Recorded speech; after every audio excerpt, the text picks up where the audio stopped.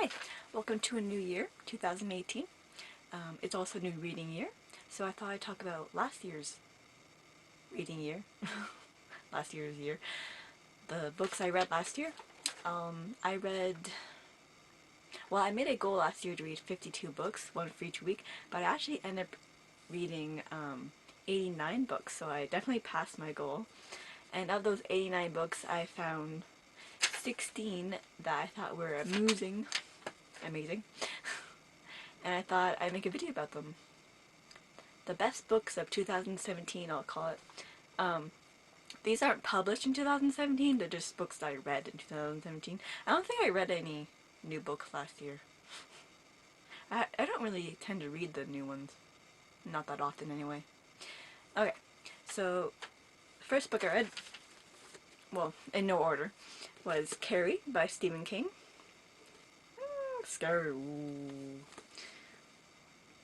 This has the new movie cover on it, which I haven't seen yet, but I like the old one a lot, and I like this book a lot. It has an interesting writing style in it. Like, it has like things in like brackets or parentheses and like the punctuation is interesting too.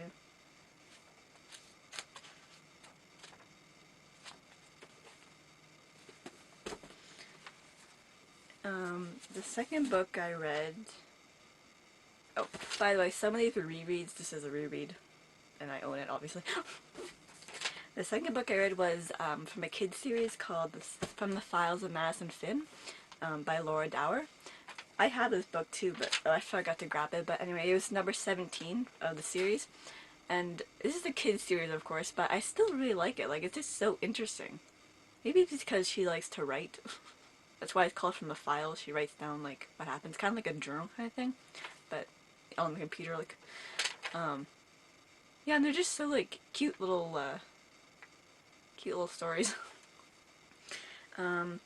And the next book is The Mere Sisters by B.C. Andrews. That's the first one in a series, and the second one was called Broken Glass, which I also read. And I think these books are just like the most dramatic, like funny, entertaining things. They're so like crazy with what happens. Like, they're just so dramatic, and it's definitely a lively read. The next one was A Northern Light by Jennifer Donnelly. This was historical fiction, so maybe that's why I liked it. And it was just a touch of mystery, and yeah, it was just good.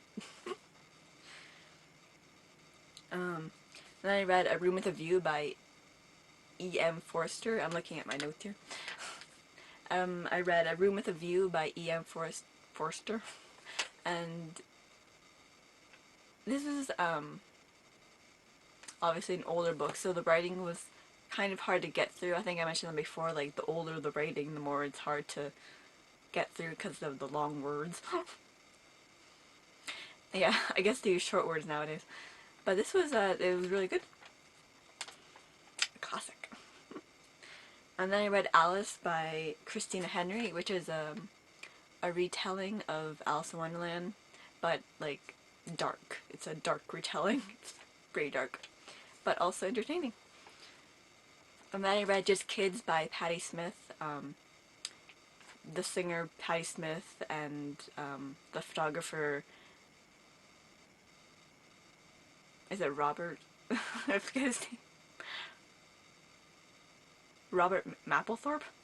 It's about their life together in New York in the 60s, 70s, during their lives.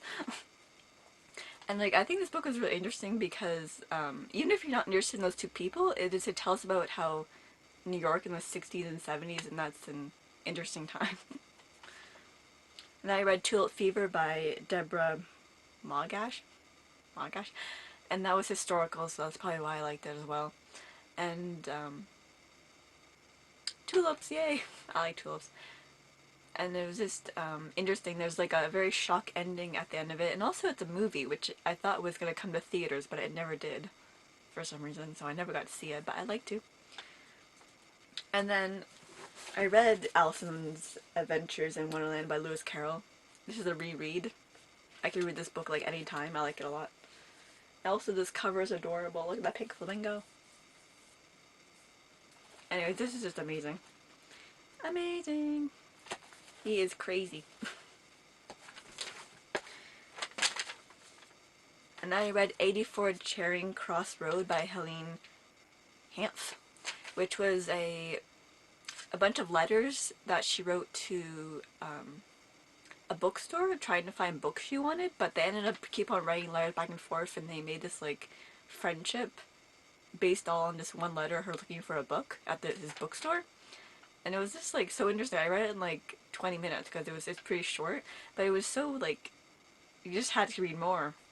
And it's just so cute that they had a friendship like just through letters basically, which is what a pen pal is.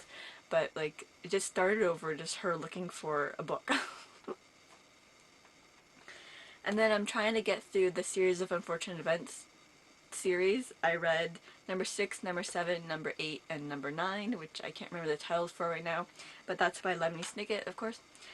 And I've been trying to get through that series for a long time, but I read 4 of them last year, so that's good. And then I'm going to finish them this year, hopefully, so that's number 10, 11, 12, and 13, and then I'll be the end. That'll be the end, I mean. So that would be finished. And he is just so funny, like, what a witty guy.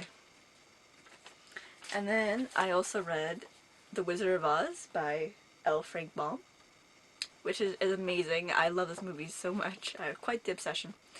And this is just amazing. Another book I read anytime. Anytime. How cute they are. And that's it. Those are the books I read last year. 16 of them that I liked a lot. I read 89, which I can't believe is, wow, I don't think I've ever read that much. And I think this year I'm going to try and read 70 books, which I have a feeling that I'll probably surpass that as well, since I did last year. And yeah, that was my reading year for last year. See you later.